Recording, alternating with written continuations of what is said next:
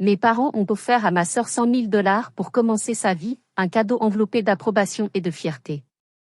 À moi, ils ont donné quelque chose de plus petit, mais bien plus lourd, une étiquette collée à ma peau pendant des années. Échec. Ils ne l'ont jamais dit méchamment. C'était juste là, dans chaque regard, chaque soupir, chaque question qui commençait par « Pourquoi tu ne peux pas être plus comme ?» et se terminait dans le silence. J'ai arrêté d'appeler. Pas par haine, mais par épuisement. 2 ans de silence volontaire, pas un silence pour attirer l'attention, juste un silence qui demande la paix. J'ai appris à fêter mes anniversaires seule, à construire du réconfort sans témoin. Hier, Véronica est passée sur une route bordée de lavande et de roses sauvages. Elle a vu une maison là, un toit en tôle pâle, un peu de fumée s'élevant d'une petite cheminée, la lumière du soleil qui s'étire sur le porche. Elle a aussitôt appelé papa, la voix pleine de curiosité. Quelques minutes plus tard, c'est lui qui m'a appelé, avec ce même ton d'incrédulité que je connaissais si bien, celui de chaque bulletin, chaque emploi, chaque fois qu'il doutait sans oser le dire. « C'est ta propriété ?» a-t-il demandé, prudent, comme s'il testait le sol d'une fierté qu'il ne savait pas exprimer. « Oui », j'ai répondu. « Achetée avec le genre de travail que tu pensais inutile. Construite avec les mains que tu croyais incapables. » Il a essayé de se radoucir, la voix plus basse, faussement inquiète. « Parlons comme des adultes », a-t-il dit, comme si être adulte voulait dire pardonner sur commande. « On le fait déjà », je lui ai répondu. Les adultes savent quand il faut arrêter de demander ce qui fait mal. Puis j'ai raccroché. Dehors, l'air était immobile, sauf les abeilles qui passaient d'une fleur à l'autre. Elles ne s'arrêtaient pas pour célébrer leur travail. Moi non plus. Si tu as vécu ce déséquilibre, tu comprends cette étrange arithmétique de l'affection, où certains enfants sont des investissements, et d'autres, des avertissements. Ils ont construit ces fondations avec des chèques et de l'attention. Moi, j'ai dû couler mon propre béton. Ils croyaient en elle, alors j'ai appris à croire en moi. Véronica a toujours été celle qui brillait, celle qui rayonnait dans toutes les vidéos de famille. Elle ramenait des médailles, des rubans, des sourires. Moi, je ramenais des efforts silencieux, qui ne finissaient jamais sur le frigo. Quand j'ai eu une pneumonie un hiver, je suis restée alitée plusieurs jours, le monde tremblant dans le silence de la fièvre. Ils ont dit que ce n'était qu'un rhume, qu'il fallait juste tenir bon. Véronica a éternué une fois, et elle avait un rendez-vous chez le médecin dans l'après-midi. Elle faisait le tableau d'honneur chaque semestre. Moi, j'avais de bonnes notes, mais jamais assez bonnes. Papa parcourait la page, fronçait les sourcils devant Anna, comme si c'était la preuve de quelque chose qui manquait. Quand Véronica marquait des points au volet, il criait dans les gradins, caméra en main, sourire éclatant. Quand j'ai remporté la 2e place à un concours de rédaction, personne ne s'est souvenu de me demander comment ça s'était passé. Des années plus tard, j'ai compris que je n'avais plus besoin de leurs applaudissements. Le silence qui autrefois me blessait est devenu un sol fertile. J'y ai construit quelque chose, une vie, une maison, une version de moi-même qui n'avait plus besoin d'être approuvée pour exister. Ils pensaient que je disparaîtrais sans leur soutien. Au lieu de ça, j'ai appris à pousser sans eau. Aujourd'hui, quand le soleil frappe le toit de tôle, il brille comme un pardon. Pas celui qu'ils m'ont donné, mais celui que je me suis offert. Parce que l'échec ne construit pas des maisons. Le travail, oui. Et du travail, j'en ai fait point. J'ai rejoint le club d'art parce que c'était le seul endroit où la valeur d'une personne ne se mesurait pas en trophée ni en moyenne scolaire. La salle sentait le diluant et la poussière d'argile, une odeur qui restait sur la peau, même après s'être lavé les mains. Chaque après-midi, je restais tard, façonnant les couleurs et la lumière en quelque chose qui, enfin, m'appartenait. La plupart du temps, maman oubliait de venir me chercher. Le parking de l'école se vidait peu à peu, jusqu'à ce qu'il ne reste plus que moi, le concierge, et Madame Chen, ma prof d'art, qui traînait exprès, rangeant les pinceaux pour que je ne me sente pas abandonnée. Puis, elle soupirait doucement, faisait tinter ses clés et disait « Allez, viens, je te raccompagne. » Dans sa voiture, le chauffage soufflait un air chaud qui réchauffait mes doigts engourdis. Elle me parlait doucement de ses années d'université, de la façon dont l'art n'était pas inutile, même si le monde prétendait le contraire. Quand j'ai eu 16 ans, le livre de famille était déjà clair. L'anniversaire de Véronica brillait de mille feux, une voiture toute neuve l'attendait dans l'allée, si bien cirée qu'on pouvait y voir le ciel. Ils lui ont organisé une fête dans le jardin, avec traiteur et guirlandes lumineuses. Ma fête à moi était plus modeste, un dîner chez Applebee's, une carte cadeau de $50, et maman qui insistait pour que je sourie sur les photos. Elle disait ça joyeusement, mais dans sa voix, il y avait ce ton familier, celui de la façade, du « tout va bien », juste pour sauver les apparences. Véronica a été acceptée à UCLA, avec bourse et félicitations à la clé. Le jour de son départ, on aurait dit un mariage. Les gens de l'église apportaient des plats et des éloges. Papa portait un toast, rayonnant comme s'il avait bâti son avenir de ses propres mains. Quand j'ai reçu, moi aussi, ma lettre d'admission à une université d'État, je l'ai apportée au dîner, l'espoir un peu tremblant, et j'ai demandé. Vous pourriez m'aider pour les frais de scolarité? Papa n'a même pas levé la tête. Il a continué à découper le rôti, d'un ton sec, presque judiciaire. On ne paiera pas pour ça. Maman s'est penchée, sa voix douce mais ferme. Les universités d'État, c'est pour ceux qui ne prennent pas leurs études au sérieux. C'est quand même la fac, ai-je murmuré. Il n'a pas répondu. Ce soir-là, j'ai rempli seul les formulaires de prêt étudiant. Le curseur clignotait comme une horloge de compte à rebours. 6,8% d'intérêt. Chaque dollar semblait peser une tonne. J'ai travaillé 2 emplois pour garder les lumières allumées, le matin à la bibliothèque, le soir dans un petit restaurant qui sentait le café brûlé et l'eau de Javel. L'hiver cette année-là a été rude. Il s'est accroché à mes poumons jusqu'à ce que chaque souffle devienne douloureux. La pneumonie m'a frappé en plein service. Mon corps s'est effondré sur le carrelage, comme un livre qui se referme. À la clinique, les machines bipaient sous les néons froids. J'ai appelé chez moi, la voix tremblante, espérant un peu de chaleur ou au moins d'inquiétude. Papa a répondu le premier, ton sec. Tu devrais mieux gérer ton temps. Comme si la pneumonie était un problème d'emploi du temps. Puis maman a pris le téléphone, légère, distante. Tu prends bien tes vitamines? C'est tout ce qu'elle a dit. Mais quelqu'un d'autre est venu. Madame Patricia Chen, la mère de Jennifer, la même prof d'art qui me ramenait après le club, est apparue devant ma porte, tenant une soupe qui sentait le gingembre et la bonté. Elle a glissé un chèque plié dans ma main, 5 cents. Tu n'es pas seule, m'a-t-elle dit doucement. Considère ça comme un investissement dans ton avenir. Le monde peut attendre. Repose-toi d'abord. J'ai pleuré jusqu'à ce que la soupe refroidisse. Ce n'était pas seulement l'argent. C'était le fait d'être enfin vue, vraiment vue, par quelqu'un qui ne me devait rien. Cet hiver-là, j'ai commencé une thérapie. La docteure Walsh, avec ses yeux calmes et sa voix posée, m'a aidé à dérouler les fils emmêlés de mon passé. Un jour, elle a dessiné un schéma, des cercles reliés par des lignes pointillées, et elle l'a appelé une carte familiale.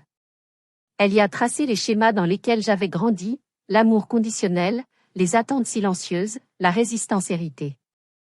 Elle a donné un nom à ce que je ressentais, le détachement protecteur. Ce n'était pas de la froideur, m'a-t-elle dit. C'était de la survie. Tu as appris très tôt à te préparer à l'absence. Ces mots ont résonné comme une vérité que je connaissais sans jamais avoir su la nommer. Se préparer à l'absence. Épargner le cœur. Construire une vie qui ne s'effondre pas quand personne ne vient. Alors, c'est ce que j'ai fait. J'ai créé une nouvelle habitude, n'accorder une place dans ma vie qu'à ceux qui étaient vraiment présents. Je ne voulais plus attendre que des fantômes se souviennent de moi. Je me suis entouré de gens qui tenaient leurs promesses, pour qui la présence n'était pas un acte de charité. La remise des diplômes a été le premier test. Mon nom a résonné dans l'auditorium, le micro grésillant légèrement, ce son qui fait vibrer la poitrine. J'ai balayé la foule du regard, cherchant un visage familier, un lien de sang. Mais seuls des sièges vides m'ont répondu. Cette fois, l'absence ne m'a pas vidé, elle m'a confirmé. Ils n'étaient pas venus, et j'étais toujours debout. Mes amis ont comblé l'espace qu'ils avaient laissé. Ils ont applaudi, crié, pris des photos, capturant un moment qu'ils avaient mérité d'être là pour voir. Et, pour la première fois, j'ai compris que je n'avais plus besoin de mendier la reconnaissance. J'ai arrêté de demander la permission d'exister. J'ai commencé à faire l'appel, et ceux qui ne se présentaient pas étaient désormais marqués absents à jamais. La négligence m'avait élevé. Les limites, enfin, me faisaient grandir. Ce soir-là, la maison sentait le rôti et les vieilles attentes. J'avais conduit 4 heures, répétant des banalités dans ma tête, espérant que le temps ait changé quelque chose. La table était dressée comme une trêve, couvert brillant, serviettes pliées, la belle vaisselle qu'on ne sortait que quand Véronica rentrait. La conversation a commencé doucement, la météo, le travail, des phrases polies. Puis le téléphone de Véronica a vibré, un appel vidéo. Son visage s'est illuminé dans la lumière bleue, la voix pleine d'enthousiasme. On a trouvé une maison à Marin. C'est parfait. Il manque juste un petit coup de pouce pour conclure. Papa s'est penché vers elle, la voix soudain tendre, un ton que je n'avais pas entendu depuis des années. De combien tu as besoin, ma chérie? Elle a hésité, juste pour les faits. 100 000 devrait suffire. Maman et papa se sont regardés, un échange silencieux plein d'accords, de compréhension, de dévotion. Aucune hésitation, aucune discussion. Considère que c'est fait, a dit papa. On fera le virement demain. Ma fourchette a glissé et a heurté l'assiette, brisant la chaleur feinte de la pièce. Je les ai regardés, tous les trois, et j'ai demandé. Vous lui donnez 100 000 $? Le sourire de maman est resté, mais ses yeux se sont glacés. C'est un investissement pour son avenir, a-t-elle dit, en lissant machinalement son chemisier, même s'il n'y avait aucun pli. Et moi? Ai-je murmuré. Vous avez refusé d'investir quand c'était mon tour. Papa n'a pas hésité une seconde. Tu as choisi une université d'État. C'était ton choix. Et maman, d'un ton léger mais définitif. Ces endroits-là ne prennent pas vraiment l'éducation au sérieux, de toute façon c'est quand même la fac, ai-je dit. Mais ma voix s'est brisée, rétrécissant jusqu'à sonner plus jeune que je ne voulais. 14, peut-être 15 ans, l'âge où j'ai compris pour la première fois que la justice n'était pas la même pour tout le monde. Le visage de papa s'est durci. Sa mâchoire s'est crispée, et quand il a parlé, ses mots sont tombés comme un verdict. Tu as toujours été l'échec de la famille, Camilla. La pièce s'est figée. Personne ne l'a corrigée. Pas même Véronica. Son image a vacillé un instant sur l'écran, un éclat de lumière digitale, avant de se stabiliser. Ses lèvres se sont entr'ouvertes, comme si elle allait parler, puis elle a détourné le regard. Quelque chose en moi a cessé d'essayer. J'ai posé ma serviette, me suis levée lentement et j'ai dit. J'ai fini avec ce dîner. La voix de maman a claqué à travers la table comme un fouet. Assieds-toi. On n'a pas terminé. Moi, si, ai-je simplement répondu. La porte d'entrée s'est refermée derrière moi, pas dans le drame, mais dans la décision. L'air de la nuit était tranchant, vivant, perçant la chaleur étouffante de la salle à manger. Je n'ai pas pris mon manteau. Le froid me semblait juste. Mérité. Sur l'autoroute, les larmes sont venues, pas soudaines, mais constantes, silencieuses. Un relâchement attendu depuis des années. Puis autre chose est arrivée, plus fort que la tristesse, la résolution. Au lever du soleil, j'avais changé de numéro. Tous les contacts effacés, tous les liens coupés. Le silence est devenu ma nouvelle règle. Pas une vengeance, une mesure d'entretien. Pas de rancune, de survie. Les gens pensent que couper les ponts, c'est punir. Ce n'est pas ça. C'est prendre soin de soi. Les faits ont mis cette discipline à l'épreuve. La culpabilité s'est présentée déguisée, enveloppée dans la nostalgie, parfumée au souvenir. Mais je suis restée ferme. Thanksgiving avait le goût d'un pad thai mangé directement dans la boîte. J'ai regardé de vieux films, pris soin de moi avec douceur, respiré dans le calme. Noël est arrivé, avec 17 appels manqués. Chaque message vocal sonnait comme une répétition, lourde d'obligation. Rentre à la maison, disait la voix de maman. On veut juste te parler. Je ne les ai pas effacés tout de suite. J'en ai gardé 2, non pas par sentiment, mais comme preuve. La preuve que l'absence pouvait parler plus fort que le retour. Et dans le calme qui a suivi, quelque chose de nouveau a poussé. Une vie qui ne tournait plus autour du besoin de mériter l'amour. Une paix que je n'avais pas reçue, mais construite. Papa et maman jouaient la préoccupation comme des acteurs jouent la douleur. Avec précision, pas avec tendresse. Ce n'était pas de l'empathie, c'était de la surveillance déguisée en amour. Chaque message qu'ils envoyaient arrivait comme un petit test, chargé de culpabilité et de conditions cachées. J'ai commencé à tout noter. Chaque mot, chaque date, chaque heure. Je voulais des preuves. Prouver que je ne rêvais pas, que les pics étaient réels. Que les contradictions n'étaient pas le fruit d'une mémoire fatiguée. Le papier, lui, ne tord rien. Il dit la vérité. Voir leurs phrases en dehors de ma tête les rendait plus petites, plus faciles à ranger. J'ai mieux dormi quand j'ai arrêté de me défendre face à des fantômes. Le week-end suivant, je suis allée chez les Chênes. La maison sentait le riz vapeur et l'huile de sésame, une odeur de sécurité. Ils m'ont fait une place à table, sans poser de questions. Le frère de Jennifer m'a appris un jeu de société que je ne connaissais pas, expliquant les règles entre deux rires. Sa grand-mère racontait comment elle était arrivée dans un nouveau pays, avec une seule valise et une langue qu'elle apprenait encore. Madame Chen rangeait les restes dans des boîtes, glissant des serviettes à côté, avec ses gestes doux et précis. « Ta place est ici », m'a-t-elle simplement dit. Une phrase simple, sans emphase. Un fait, pas une faveur. Quand janvier arriva, je repris la thérapie. Le cabinet me semblait familier, une lumière douce, un fauteuil qui ne me faisait plus sentir petite. Dr Walsh posa une feuille devant moi, son écriture nette et posée. « Les voix de tes parents se sont installées dans ta tête », dit-elle calmement. Commençons le processus d'expulsion. Ensemble, nous avons retracé l'origine de certaines phrases qui vivaient là, sans payer de loyer. Tu n'y arriveras jamais. Tu es trop sensible. Tu devrais être reconnaissante. Elle les a classées, une à une, jusqu'à ce que je voie clairement qui avait bâti l'architecture de mon doute. Nous avons remplacé leur fiction par des faits. Des dates. Des projets. Des réussites concrètes. Les choses que j'avais vraiment accomplies, pas celles qu'ils avaient niées. Pour chaque insulte, j'ai écrit 3 contre-arguments, des preuves de ce que j'étais capable de faire, qu'ils l'admettent ou non. Au début, cela paraissait mécanique, comme remplir un tableau de survie. Mais peu à peu, la répétition devint guérison. Il ne s'agissait plus de leur prouver qu'ils avaient tort, mais de reprendre ce qui m'avait toujours appartenu. Pendant ces séances, nous avons appris à dire non. Pas comme une excuse. Pas comme une explication. Juste non, comme une phrase entière. La première fois, ma voix tremblait. La deuxième, elle se stabilisa. La troisième, elle résonna avec assurance. Dr Walsh sourit. Voilà du progrès, dit-elle. C'est toi qui fixes désormais les règles. J'ai commencé à créer ma propre équipe de soutien, des gens qui comprenaient la loyauté sans qu'on ait besoin de tout expliquer.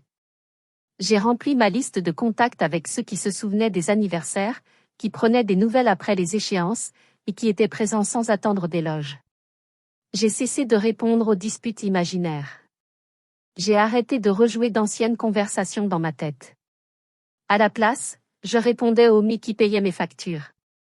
Maman, elle, testait chaque limite. Ces messages changeaient de ton avec une précision chirurgicale, doux comme du miel un jour, tranchant comme du verre le lendemain. Je les ai tous gardés. Pas par peur, mais comme preuve. Quand la tempête de culpabilité revenait, je pouvais lire la vérité sur un écran, au lieu de la réécrire dans ma tête. Chaque fois que je ne répondais pas, le silence s'allongeait et devenait plus solide. Les semaines passaient. Je n'appelais plus. Je n'expliquais plus. Ma respiration trouvait un nouveau rythme, lent et naturel. Au début, ça faisait mal, comme un sevrage d'une dépendance à l'approbation. Mais peu à peu, la douleur devint alignement. Le calme commença à ressembler à de la sécurité. Le silence ne résonnait plus, il vivait simplement à mes côtés, paisible et mérité. Il m'avait autrefois traité d'échec. Alors j'ai changé les serrures de l'accès. Le travail devint à la fois refuge et révélation. J'ai commencé par de petits contrats freelance, juste assez pour payer les courses, garder la lumière allumée et la dignité intacte. Chaque facture réglée à temps était une victoire. La nuit, je reconstruisais mon portfolio à partir de rien, la lumière de mon ordinateur comme seule lampe. Les études de cas remplaçaient les excuses. Les livrables devenaient ma défense. Peu à peu, la constance fit ce que la validation n'avait jamais su faire, elle parla pour moi. Les clients restaient. Les projets grandissaient. Quand j'ai augmenté mes tarifs, personne n'a bronché. Ils comprenaient la valeur, parce que moi aussi, enfin, je la comprenais. Les heures silencieuses entre minuit et l'aube devinrent mon atelier. Le lieu où je forgeais quelque chose qu'on ne pouvait plus m'enlever. La preuve de ma valeur, née de ma persévérance. Puis, un mardi matin, le mail est arrivé. L'objet était simple, Ophéletter. Une entreprise tech que j'admirais depuis des années avait remarqué mon travail, la qualité, la constance derrière chaque projet rendu. Je suis resté un long moment à fixer l'écran avant d'ouvrir la pièce jointe. Salaire, avantages, date de début, des récompenses tangibles pour une résilience invisible. Je n'ai pas crié de joie. Je suis simplement restée là, assise, à regarder la lumière du soleil glisser sur le bureau, tandis que, dehors, les abeilles se déplaçaient lentement entre les fleurs. La lavande que j'avais plantée des mois plus tôt commençait à fleurir. Pour la première fois depuis des années, je n'avais pas besoin que quelqu'un me dise que j'avais réussi. Je le savais. Quand l'offre est tombée, tout semblait irréel, un poste qui ne se contentait pas de payer les factures, mais qui reconnaissait la valeur du travail derrière chaque création. Senior designer. Un vrai salaire. De vrais avantages. Des parts qui comptaient réellement. J'ai signé le contrat avant que l'ancien réflexe, ce murmure de doute, ne sorte de sa cachette. Pour la première fois, j'intégrais une entreprise non pas comme une étrangère en quête de validation, mais comme une professionnelle dont l'expertise avait du poids. Sharon, ma manager, était directe et réfléchie, le genre de leader qui croit que le talent compte moins que le processus. Montre-moi ta manière de penser, m'a-t-elle dit dès la première semaine. Ne me donne pas seulement la solution. Montre-moi comment tu y es arrivé. Ce n'était pas une critique, mais une invitation. Sous sa direction, j'ai appris à parler de design sans m'excuser. J'ai appris à expliquer ma logique avec calme, pas avec peur. J'ai compris que la confiance tranquille allait plus loin que les justifications interminables. La petite voix d'imposteur, celle qui vivait dans ma tête depuis l'enfance, a commencé à s'effacer sous le poids des preuves. Chaque lancement réussi, chaque rapport de recherche, chaque présentation appuyée par des données la faisait taire un peu plus. J'avais désormais des chiffres. Des preuves concrètes, pas seulement de l'approbation. 1 an plus tard, une promotion est arrivée, lead designer. Le poste s'accompagnait d'une plus grande influence et de nouvelles pressions. Mais j'ai affronté chaque défi avec méthode et clarté. Les deadlines n'étaient plus des menaces, mais des repères. Mon équipe me faisait confiance, non parce que je l'exigeais, mais parce que je la méritais. 18 mois plus tard, j'ai fait un autre saut. Un poste dans une jeune start-up, porté par une mission qui comptait, et des stock options qui, un jour peut-être, prendraient de la valeur. L'environnement était du chaos en mouvement, mais du chaos que je savais apprivoiser, imprévisible, urgent, vivant. 14 mois plus tard, l'acquisition s'est conclue sans heurts. Les chiffres sur le papier ont changé du jour au lendemain, les options sont devenues de la monnaie. Et avec elles, la liberté de choisir la suite. Je n'ai pas dépensé cet argent en voiture ou en voyage. Le luxe ne m'intéressait pas. Je voulais quelque chose de plus calme, de plus durable. Quelque chose qui ne perde pas de valeur sous la lumière artificielle des bureaux. J'ai acheté un terrain, 40 acres dans le comté de Sonoma, là où l'horizon respire grand et où l'air porte sa propre musique. Une vieille ferme l'accompagnait, avec des dépendances penchées comme de vieux hommes fatigués d'avoir vu trop d'hiver. Le rapport d'inspection ressemblait à un poème de défaut. Fondation fissurée, puis défaillant, traces de termites, toit affaissé. La plupart des gens auraient fait demi-tour. Moi, j'y ai vu un plan, une séquence à restaurer, un avenir à reconstruire. Les entrepreneurs se sont occupés des gros travaux, la structure, le puits, la fosse septique, tout ce qui demandait des machines et des permis. Le reste, je l'ai fait de mes propres mains. Mes week-ends ont commencé à sentir la sueur et l'après de peinture. Je créais des playlists qui résonnaient dans les pièces à moitié vides pendant que je travaillais. Chaque coup de pinceau était une forme de méditation. Le bruit du ponçage est devenu un rythme en soi, lent, régulier, intentionnel. Sous mes paumes, le grain du bois se soulevait comme une récompense pour ma patience. Je peignais les moulures à la lumière d'une lampe, après le coucher du soleil. Les secondes couches m'ont appris à attendre sans agitation. Apprendre l'irrigation a été une leçon d'humilité. J'ai échoué 2 fois avant de comprendre que le PVC chante quand il est bien scellé. L'eau a son propre langage, et elle ne ment jamais. Ce printemps-là, j'ai rencontré Tom, le voisin qui élevait des abeilles sur son terrain, un peu plus bas sur la route. Il avait la sérénité de ceux qui ont déjà fait la paix avec le temps. Elles sentent tes nerfs, m'a-t-il dit en soulevant un cadre de ruche. Il faut que tu t'accordes à leur calme. Je l'ai fait. Les abeilles m'ont appris à respirer plus lentement, à bouger avec intention. Elles ne piquaient pas, tant que je respectais l'ordre de leur monde. À la fin de l'été, 3 ruches étaient devenues 6. Le miel avait le goût du soleil et de la lavande. Les chèvres sont venues ensuite, pas pour le décor, mais par nécessité, le terrain avait besoin d'être nettoyé. Elles travaillaient comme de petites comédiennes, bêlant à travers les broussailles et mâchant les herbes que les anciens propriétaires avaient laissées pousser trop longtemps. Les regarder vagabonder est devenu ma façon préférée d'écouter le silence. Puis sont venus les champs de lavande. J'ai commencé petit, 5 acres d'abord, puis j'ai doublé une fois que la terre s'est montrée prête. Les soirées se passaient à lire des guides universitaires à la lampe de bureau, niveau de pH, variété, période de floraison. J'ai appris que la patience et la science se rejoignent quand on prend soin du vivant. La première récolte n'était pas énorme, juste de quoi remplir quelques paniers, assez pour parfumer l'air pendant des semaines. Mais quand je l'ai vendue, le chèque a couvert les taxes foncières. La suivante a payé l'assurance. Et à mesure que chaque rangée de lavande s'étendait un peu plus loin que la précédente, la propriété s'est mise à vibrer d'une tranquillité pleine de sens. Ce qui avait été une question de survie était devenu une structure.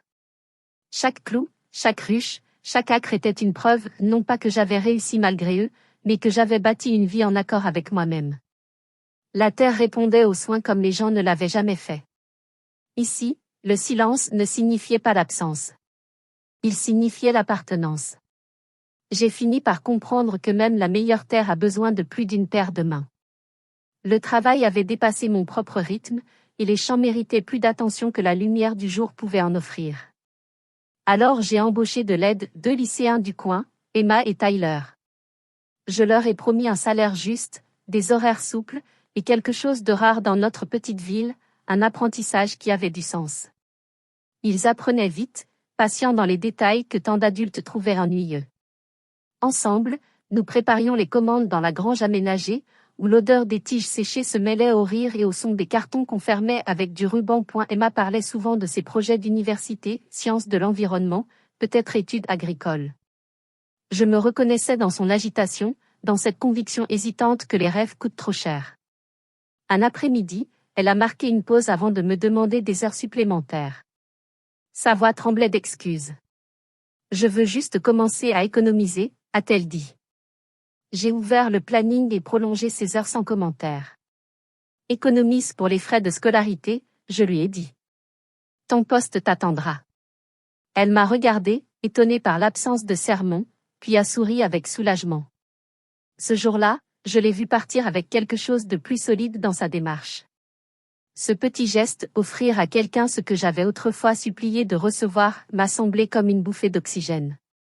Le sens avait remplacé la quête d'approbation. Je ne travaillais plus pour les applaudissements ni pour la validation.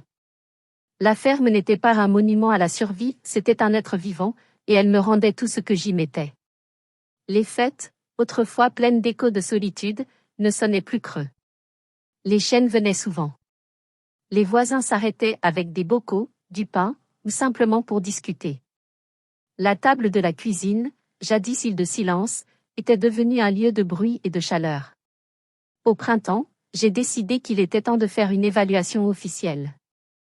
Je voulais comprendre, en termes concrets, ce que des années de sueur, de réparation et de persévérance avaient construit. Les inspecteurs sont arrivés par une matinée claire. Ils ont parcouru le terrain avec leurs carnets, observant en silence les champs qui autrefois n'étaient que friches. Ils ont noté le toit neuf, les planchers restaurés, l'irrigation fonctionnelle, et les acres désormais productives. Les résultats sont arrivés un jeudi. J'ai ouvert l'enveloppe seule, appuyée contre le comptoir de la cuisine. Le chiffre, imprimé en noir, semblait presque irréel, 2,3 millions, estimation prudente. Pendant un long moment, je suis resté là, sans sourire, sans célébrer, simplement à respirer lentement. Puis j'ai plié le papier et les posé de côté. Il restait des filtres à changer dans la grange, des factures à vérifier, des semis à replanter. J'avais appris que la vraie croissance n'a pas besoin de public.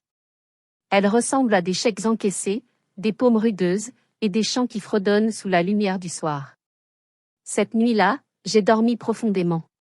Aucun rêve de conversation inachevée, aucune voix fantôme cherchant la faute. Je me suis réveillé avant l'aube, non pas à cause de l'anxiété, mais par habitude. Le genre de réveil qui vient de la paix, pas de la peur. Pour la première fois depuis des années, je n'avais pas besoin de permission pour commencer ma journée. La ferme semblait enfin complète. Chaque mur portait sa propre histoire, chaque planche du plancher connaissait le son de la restauration. Dehors, les champs de lavande murmuraient leurs preuves rangée après rangée, de la couleur du pardon, au parfum d'indépendance. Je n'avais pas seulement planté des cultures.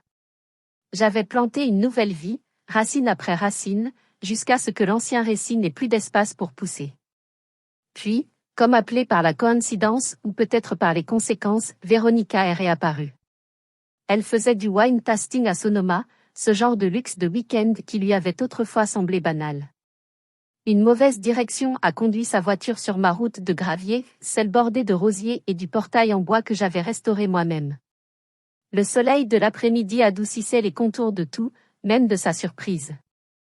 Elle a ralenti, s'est arrêtée au bord des rangées de lavande. Les champs s'étendaient bien au-delà de ce que les photos pouvaient capturer, la maison se tenant droite maintenant, fière, habitée. Mon pick-up était garé dans l'allée, un symbole tranquille de permanence. Depuis sa fenêtre, elle a pris une photo. Le déclic de l'appareil a résonné doucement à travers les rangées. Puis, j'imagine, elle a dû retenir son souffle, peut-être en réalisant ce qu'elle voyait, ou peut-être en comprenant enfin ce qu'elle avait autrefois méprisé. Une heure plus tard, mon téléphone a sonné. Le nom affiché sur l'écran m'a figé, un nom que je n'avais pas vu depuis des années. Papa. Sa voix, quand j'ai répondu, portait un mélange étrange de surprise et de prudence. Comme s'il ne savait pas vraiment comment paraître naturel. C'est chez toi, Camilla? A-t-il demandé, comme si chaque mot lui pesait.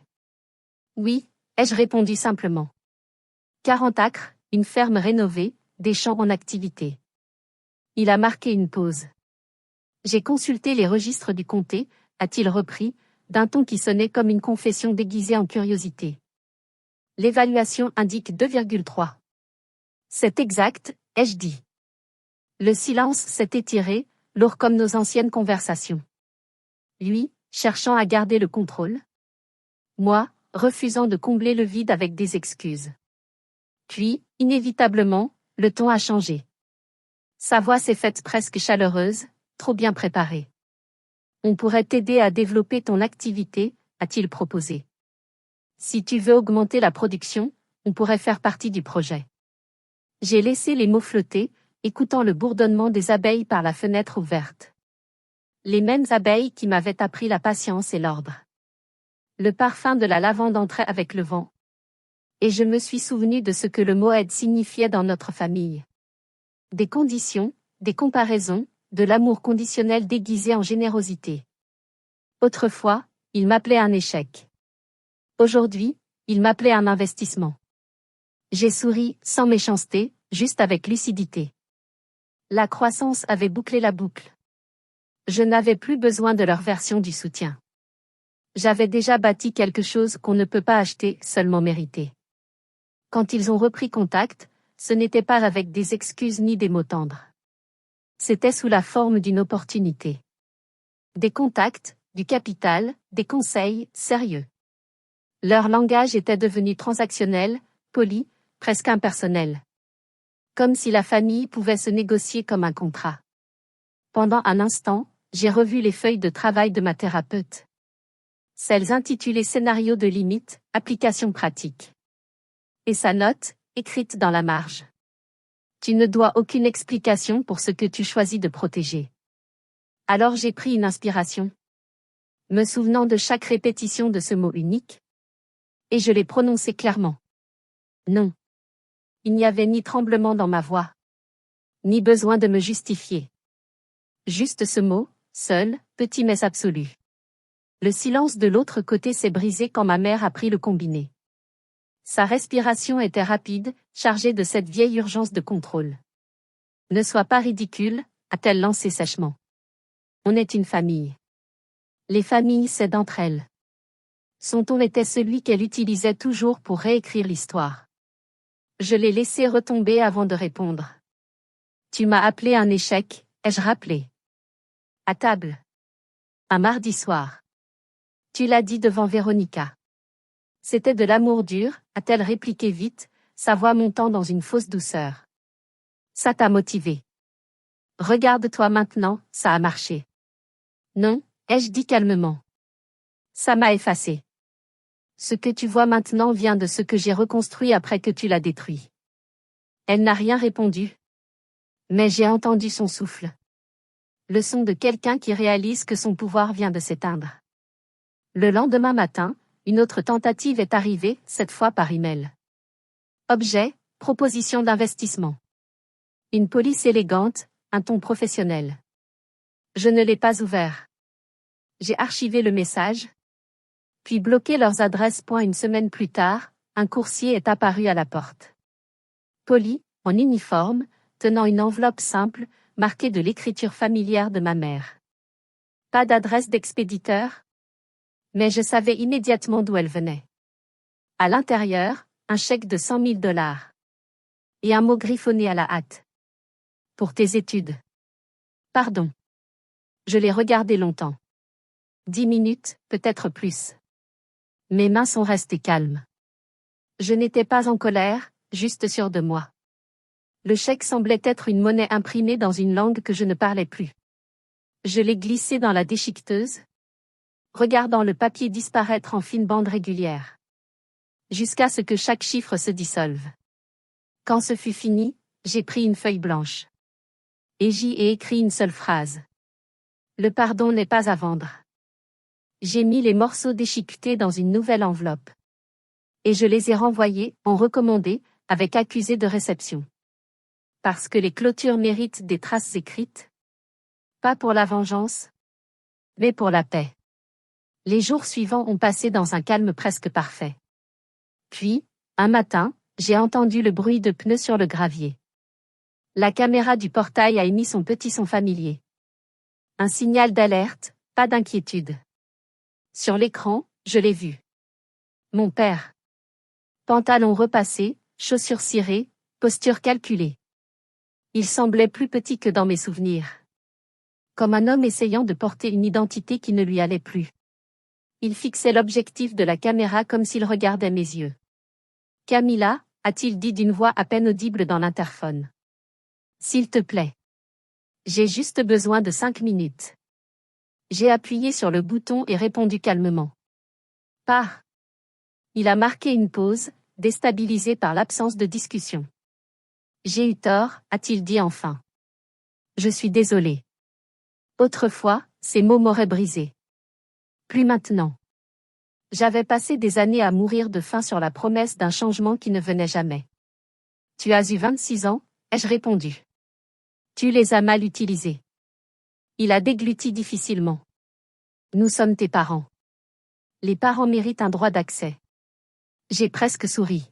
« L'accès ne s'hérite pas » ai-je dit. « Il se mérite. Et vous n'avez pas fait le travail. » Il a alors regardé autour de lui. Les rangées de lavande? Le portail solide? La maison posée sur des fondations que j'avais réparées moi-même. On ne peut pas dépasser tout ça? A-t-il demandé, la voix fendue d'incrédulité. Toi, tu peux avancer, ai-je répondu. Mais pas à travers moi. Ses épaules se sont affaissées. Comme si quelque chose de définitif venait d'être confirmé. Pendant un instant, il a eu l'air d'un homme essayant de se souvenir d'une langue qu'il n'avait jamais apprise. Celle du respect, pas du pouvoir. Je n'ai pas attendu sa réponse. J'ai appuyé de nouveau sur le bouton. La connexion s'est coupée. Le portail est resté fermé. Les abeilles continuaient de bourdonner quelque part du côté du champ sud. L'air sentait la sauge et le soleil. Je me suis tourné vers la maison. Vers le travail qui m'attendait encore. Certaines fins n'explosent pas. Elles se dissolvent doucement. Laissant place à la pulsation tranquille de la paix.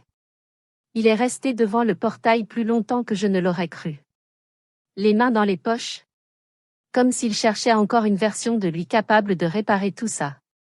Pardonne-nous, a-t-il dit enfin, la voix brisée sur le dernier mot. Ce son ne ressemblait pas à une confession. Mais à un épuisement. Je peux, ai-je répondu, calme mais certaine. Mais le pardon n'est pas un retour. Il ne rouvre pas ce qui a été fermé. Il resta là, immobile, face au portail verrouillé, regardant la petite lumière clignotante de la caméra de sécurité, qui lui renvoyait son propre visage. Le moteur du portail vibra une fois, puis se tut. Pendant 4 longues minutes, il ne bougea pas. Puis il tourna les talons, les épaules rentrées, et repartit vers sa voiture. Le bruit du gravier sous ses pas s'éloigna lentement. Jusqu'à ce qu'il ne reste plus que le vent. La caméra passa en veille, et la petite lumière rouge s'éteignit doucement. Je suis retourné à ce qui m'avait toujours sauvé. Le travail. J'ai noté la visite dans le petit carnet posé près de la porte. L'heure, la date, la durée. Des faits, rien que des faits. Pas d'interprétation. Puis je suis sorti arroser les rangées de lavande avant le coucher du soleil. Le tuyau sifflait doucement. L'air sentait le romarin et l'argile. Et la lumière sur les champs devenait dorée, presque tendre. Le travail me tenait mieux que les souvenirs. L'effort m'apportait une stabilité que les émotions n'avaient jamais su offrir. Mais les limites, elles, me tenaient encore plus fort. Quand le ciel prit cette teinte violette du soir, la paix revint, familière, comme un réflexe du corps. Cette nuit-là, j'ai dormi sans interruption. Pas de cœur affolé, pas de vieille douleur. Juste un repos profond, mérité par la vérité. Au matin, la lumière n'apporta aucune appréhension. J'ai préparé le café. Vérifié les horaires d'irrigation. Et lu les factures à la table de cuisine. Où la culpabilité ne s'asseyait plus en face de moi. Le pardon était venu sans bruit. Non comme une permission. Mais comme une délivrance. Le passé restait reconnu. Mais non invité. La porte, elle, restait close. La saison des récoltes arriva comme une ponctuation. Pleine, lumineuse, structurée. Les chiffres s'équilibraient parfaitement cette année. 6 chiffres, nets, constants, durables. Les champs de lavande s'autofinançaient désormais. Et bien plus encore. La terre avait appris mon rythme. Ou peut-être que c'était moi qui avais appris le sien. Les ateliers se remplissaient avant même que les affiches soient imprimées. Des étudiants du coin et des voyageurs curieux venaient sur la propriété. Carnet en main, les yeux pleins d'émerveillement. Ils posaient de vraies questions. Celles qu'on pose pour comprendre, pas pour impressionner. Commencez petit, leur disais-je en souriant. Apprenez votre sol avant de raconter votre histoire. Je leur montrais les techniques de taille, les séchoirs, les outils de distillation. Ils filmaient avec leur téléphone fissuré. Plein d'un enthousiasme timide, essayant de capturer non seulement les gestes, mais le rythme, la patience, la précision. Chris m'aidait aussi. Stable, fiable, présence tranquille qui ne demandait rien tout en offrant beaucoup. Nous empilions les caisses dans la grange, étiquetant les pots, riant doucement à ces blagues discrètes. Le soir, nous marchions le long de la clôture. Les bottes crissant sur la terre sèche. Les chèvres nous suivant comme des voisines curieuses. Les dîners étaient simples. Légumes grillés, pain du village. Parfois du miel de nos ruches. Nous mangions dehors dès que le temps le permettait. Le silence entre nous n'était pas vide. Il était confortable, né de la satisfaction partagée d'un travail bien fait.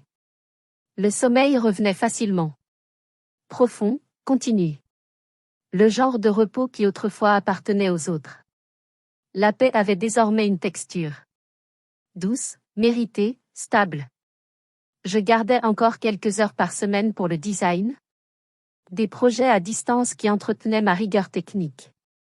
L'équilibre était juste. Un pied dans la terre, l'autre dans la création. La grange avait enfin un nouveau câblage. Et j'avais installé des étagères dans la maison du puits. De petites réparations. Mais elles rendaient la vie plus fluide. Chaque mois, je vérifiais le tableau de bord numérique, paiement à jour, impôt réglé, salaire stable. Les petites coches vertes ressemblaient à des applaudissements silencieux. Les voisins me faisaient signe depuis leur camion couvert de poussière. Au marché, les vendeurs me gardaient toujours une place sous la tente, un sourire en guise de reconnaissance silencieuse. J'étais des leurs, désormais. Emma était partie à UC Davis. Sa lettre d'admission restait encore accrochée au mur de la grange, comme un souvenir de promesse. J'avais gardé son poste d'été, au cas où elle voudrait revenir l'an prochain. Tyler, lui, avait pris confiance. Il maîtrisait maintenant la presse mécanique. La semaine dernière, il avait réparé une panne tout seul. Son sourire quand la machine s'est remise à tourner disait toute la fierté, la joie, la croissance. J'envoyais parfois des petits colis à ceux qui m'avaient soutenu au fil des années, des pots de miel, de la lavande séchée, et un mot à la main, merci d'être resté. Les numéros bloqués restaient intacts. Le code du portail n'avait pas changé, non par peur, mais par constance. Les limites, autrefois fragiles, étaient devenues des rituels. Certaines tentations, revérifier, rouvrir, réexpliquer, s'étaient dissoutes avec le temps et la distance. D'autres persistaient encore, de loin en loin. Mais j'avais trouvé de nouveaux rituels pour celle-là aussi, marcher entre les rangées, écouter le bourdonnement des abeilles, respirer le parfum de la lavande dans l'air chaud. La paix, je ne l'avais pas trouvée, je l'avais apprise.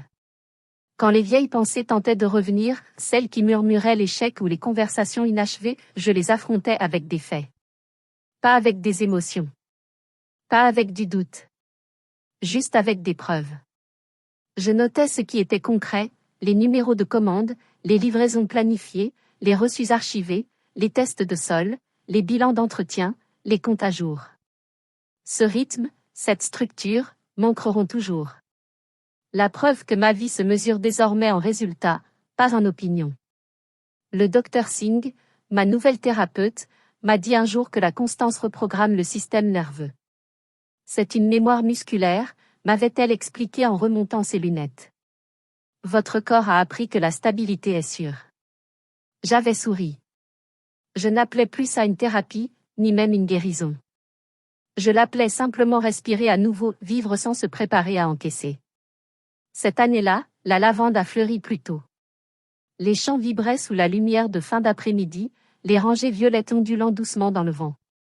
Souvent, après une longue journée, j'allais m'appuyer contre la clôture, regardant le soleil descendre derrière les collines. L'air portait toujours ce même parfum, sec, pur, plein de promesses. De là, je voyais tout ce que j'avais construit. La maison, vivante, rythmée par ses habitudes silencieuses. La grange, autrefois vide, désormais pleine de vie et de lumière. Les ruches dorées dans la lueur du soir. Même les chèvres semblaient apaisées, avançant lentement dans la paix du lieu. C'est souvent à ce moment-là que les souvenirs remontaient, non comme une douleur, mais comme un écho. Je repensais à ce dîner, celui qui avait tout changé. Au bruit des couverts, au goût du rôti, au mot échec tombant comme un marteau. Mais ce mot n'avait plus le même poids. Ces instants existaient encore, oui, mais comme des fossiles, les traces d'une vie que j'avais déjà dépassée. Certains noms reviennent parfois, dans mes rêves, mes messages bloqués, les coins filtrés de ma mémoire. Mais je ne réponds plus. Je ne décroche plus. Je ne rouvre plus rien. J'ai compris que le silence peut être une forme de fidélité envers soi-même. Ce à quoi je réponds maintenant, ce sont les choses réelles. Le bourdonnement des abeilles, la pluie sur le toit de tôle, le crissement d'une pelle dans la terre fraîche. Chacun de ces sons m'ancre dans le présent. Je garde la terre, chaque acre, non comme un bien, mais comme une preuve de choix. Et je garde mon nom. Celui qu'il prononçait autrefois avec déception, je le dis maintenant avec force. Parfois, des inconnus m'écrivent après avoir lu mon histoire en ligne. Ils disent, moi aussi, j'ai eu un dîner du mardi. Ils racontent leur propre version, le silence pris pour de la paix, l'amour qui coûtait trop cher. Je leur dis ce que j'ai appris, les limites ne sont pas des murs, ce sont des architectures. On les construit pour vivre en sécurité dans sa propre vie. Alors si toi aussi tu as tracé cette ligne, si tu as appris à fermer ta porte à ce qui te fait du mal, tu n'es pas seul. Je te vois. Je sais la force qu'il faut pour rester debout quand la culpabilité frappe doucement, déguisée en amour. Raconte-moi comment tu as tenu. Dis-moi ce qu'il t'a fallu pour rester. Parce que le silence qui vient après avoir choisi toi-même, ce n'est pas de la solitude. C'est le son d'une vie qui commence enfin.